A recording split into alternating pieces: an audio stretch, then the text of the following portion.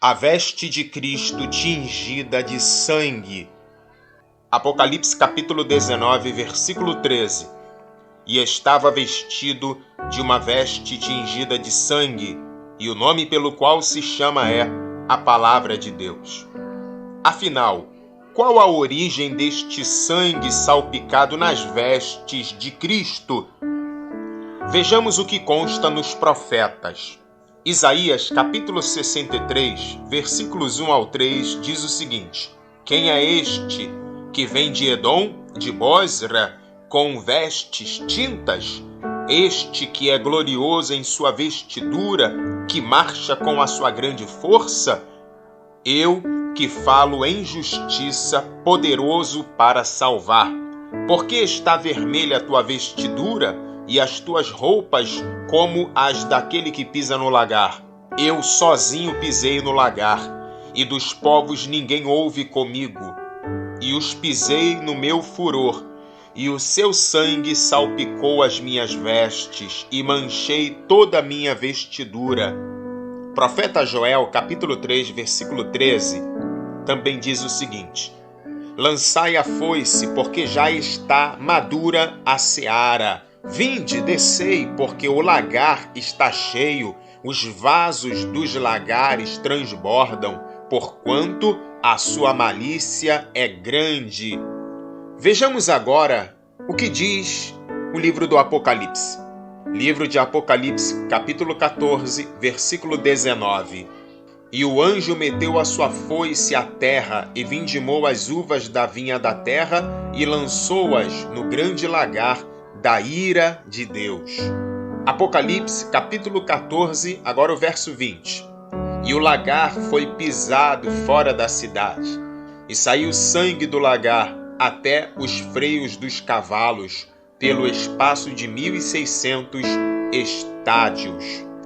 Agora vejamos Apocalipse 19, versículo 15. Da sua boca saía uma espada afiada, para ferir com ela as nações. Ele as regerá com vara de ferro, e ele mesmo é o que pisa o lagar do vinho do furor da ira do Deus Todo-Poderoso. Mas afinal, quando ocorrerá isto?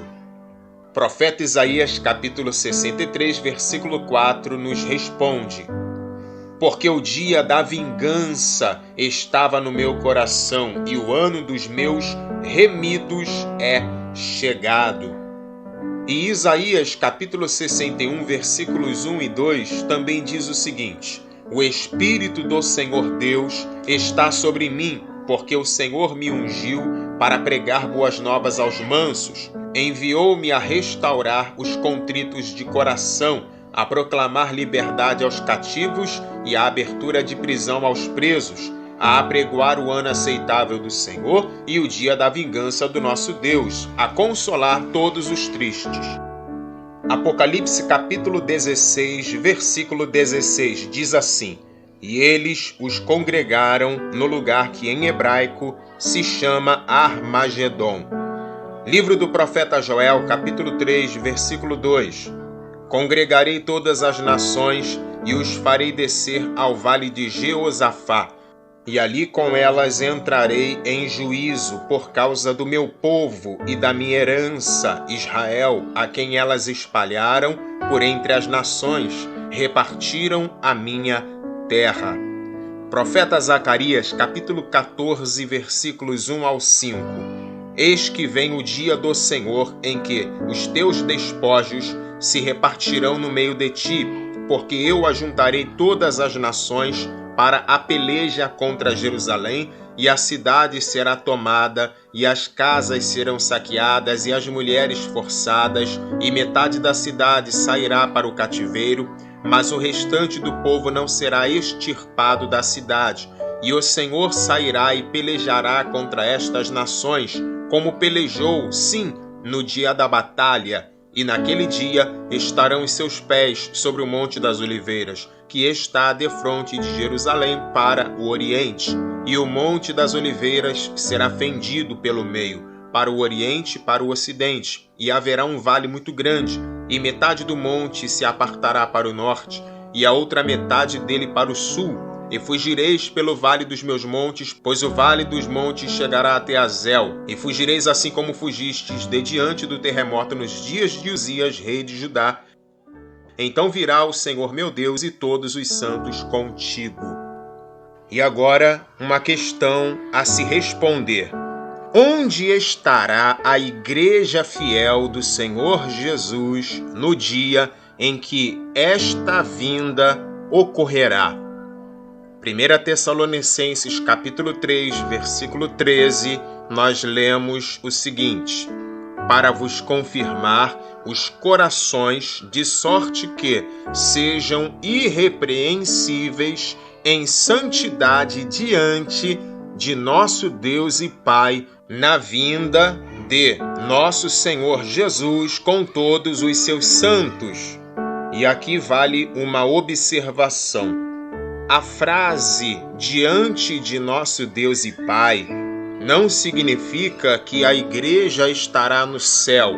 Uma prova clara disso está nesta mesma carta escrita pelo apóstolo Paulo. No capítulo 1, versículo de número 3, nós lemos o seguinte: lembrando-nos sem cessar da obra da vossa fé, do trabalho do amor e da paciência da esperança em nosso Senhor Jesus Cristo, diante de nosso Deus e Pai. Ou seja, Paulo está dizendo, nós nos lembramos sem cessar de determinadas coisas diante de nosso Deus e Pai. Mas nem por isso o apóstolo Paulo, ele estava no céu com Deus, o Pai. Ele estava, na verdade, na terra. E ele declara, estando eu na terra, me lembrava sem cessar de determinadas coisas diante de nosso Deus e Pai. Sendo assim, o apóstolo Paulo, em 1 Tessalonicenses 3, versículo 13, ele está afirmando que a igreja do Senhor Jesus estará sobre a face da terra quando o Senhor Jesus vier nas nuvens do céu com todos os seus santos, a saber, os santos anjos. E a igreja do Senhor Jesus, nesse dia e hora que nós não sabemos qual será ao certo, nós precisamos, na condição de igreja de Cristo, ser achados, encontrados irrepreensíveis em santidade diante de nosso Deus e Pai. E essa vinda de Cristo que Paulo tem em mente é a vinda que está profetizada no livro do profeta Zacarias, capítulo 14, que trata-se da vinda de Cristo no Armagedon. E Paulo escreveu que a igreja de Cristo, a igreja fiel, estará na terra quando este dia chegar, quando esta vinda acontecer após a grande tribulação. Por isso, o Senhor Jesus disse em Lucas 21, versículo 28, o seguinte: ora, quando essas coisas começarem a acontecer, exultai e levantai as vossas cabeças, porque a vossa redenção se aproxima. E aqui vale uma observação. O Senhor Jesus está falando nesse momento com os discípulos apóstolos, mas, ao mesmo tempo, ele também está falando com a geração da Igreja de Cristo, dessa época em específico, acerca da qual Cristo está se referindo. Geração esta representada pelos discípulos apóstolos do Senhor Jesus. Conclusão: a veste do Messias, do Senhor Jesus, ficará tingida de sangue no dia da redenção, que é o dia da vingança, que trata-se do dia no qual se dará a vinda de Cristo.